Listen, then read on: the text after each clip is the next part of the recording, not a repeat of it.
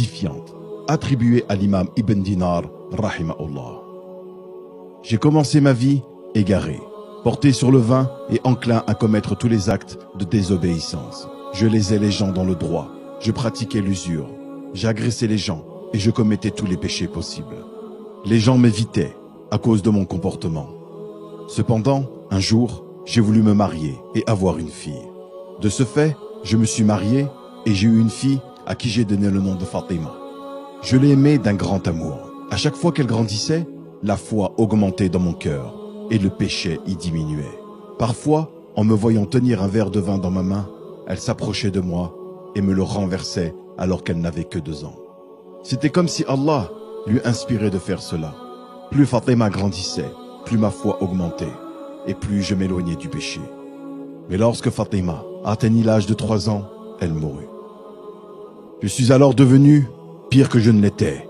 Je n'avais pas la patience des croyants qui pouvaient m'aider à supporter cette épreuve. Mon comportement était devenu pire qu'avant et le diable s'est joué de moi comme il a voulu. Un jour, le diable m'a suggéré de m'enivrer comme je ne l'avais jamais fait auparavant. J'ai pris alors du vin et je n'ai cessé d'en boire toute la nuit au point que je voyais toutes sortes de rêves. C'est alors que j'ai eu cette vision. Je me suis vu le jour de la résurrection, alors que le soleil a disparu, que les mers se sont transformées en feu et que la terre avait tremblé violemment. Les gens étaient rassemblés pour le jugement dernier.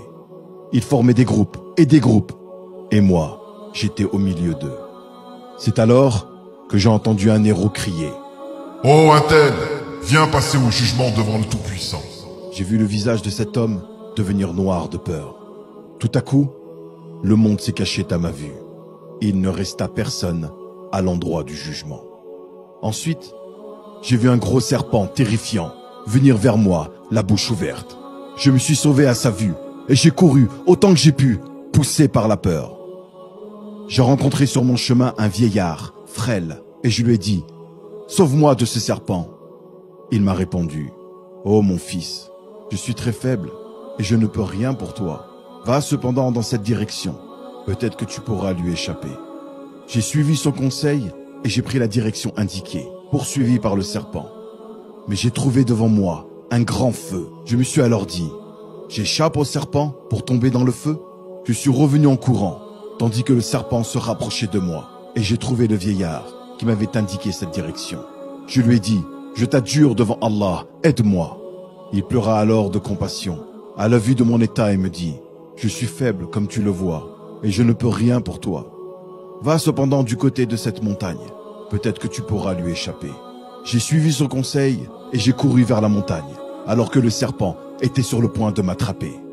Et montant au sommet de la montagne, j'ai vu des petits enfants qui, en voyant, se mirent à crier « Oh Fatima, rejoins ton père, rejoins ton père !» J'ai su alors qu'il s'agissait de ma fille.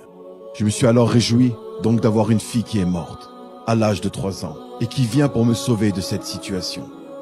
Elle m'a pris alors par sa main droite et a repoussé le serpent par sa main gauche, tandis que j'étais comme un mort, tellement j'avais peur. Ensuite, elle s'est mise sur mes genoux, comme elle le faisait dans le bas monde, en me disant « Ô Père, le moment n'est-il pas venu pour les cœurs des croyants de s'humilier en entendant le rappel d'Allah ?» J'ai dit alors « Ô ma fille, qui est ce serpent ?» Elle m'a dit « Ce sont tes mauvaises actions, Père. Tu les as engraissées et fait grossir jusqu'au point où elles ont failli te dévorer. Ne sais-tu pas, Père, que les mauvaises actions de ce monde se matérialisent le jour de la résurrection ?» J'ai dit « Et le vieillard frêle ?» Elle m'a répondu « Ce sont tes bonnes actions.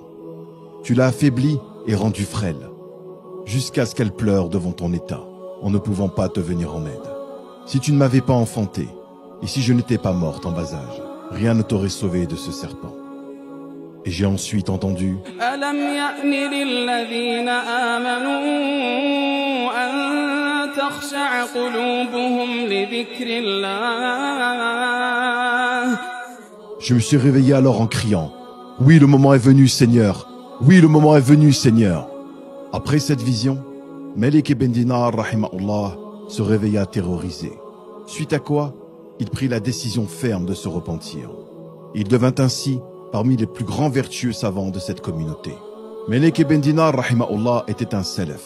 Il est décédé dans les environs de 130 de l'Hégire, rahimahullah, et fut reconnu après son repentir pour sa piété, sa vaste science, son ascétisme, son abstinence et son renoncement au bas monde. Prenons-le pour exemple. Ô vous doués d'intelligence, ainsi atteindrez-vous la piété. Annonce la bonne nouvelle à mes serviteurs, qui prêtent l'oreille à la parole, puis suivent ce qu'elle contient de meilleur. Ce sont ceux-là qu'Allah a guidés, et ce sont eux les doués d'intelligence. Faites-vous partie de ces gens doués d'intelligence, ou bien ceux dépourvus de raison? Les morales de ce récit sont nombreuses, mais les gens qui en tirent de leçons le sont moins. Il se peut qu'Allah Ta'ala manifeste à l'homme des leçons de morale, des annonces de bonnes nouvelles, des avertissements qui soient une cause pour se repentir. Alors à nous de nous repentir avant que ne vienne un jour où les regrets ne nous seront d'aucune utilité. Faisons en sorte qu'il y ait un repentir, une obéissance et un approvisionnement pour l'au-delà. Nous terminerons avec ces magnifiques paroles du médecin des cœurs, Tabib al-Qulub, l'imam Ibn al-Qayyim al-Jawziyya, rahimahullah, qui a dit: celui qui ne tire pas les leçons de ce qu'il voit ne pourra pas tirer les leçons de ce qu'il entend.